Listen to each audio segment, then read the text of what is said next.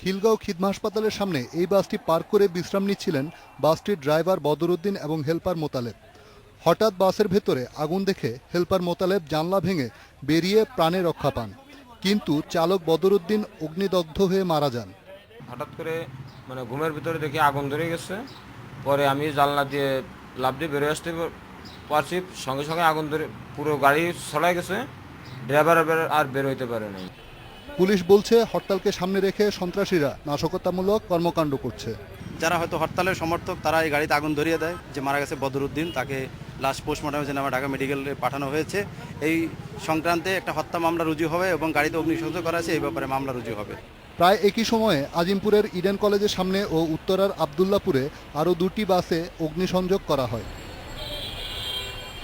বিকেল 5:40 দিকে রাজধানীর জগন্নাথ বিশ্ববিদ্যালয় এলাকার বাহাদুর শাহ পার্কের গেটের কাছে একটি যাত্রীবাহী বাসে আগুন দেয় দুর্বৃত্তরা। এসব ঘটনায় জনমনে আতঙ্ক সৃষ্টি হয়। দুপুরের পরপরই রাজপথে যান চলাচল কমে যায়, প্রধান সড়কগুলো হয়ে পড়ে অনেকটাই ফাঁকা। এখানে প্রায় 1 ঘন্টার মতো দাঁড়িয়ে আছি আর কি, এখনো পাচ্ছি না বাস। অনেকক্ষণ ধরে দাঁড়িয়ে রয়েছি, বাস পাইতেছি না। রিশাদ হুদা, ইন্ডিপেন্ডেন্ট নিউজ, ঢাকা।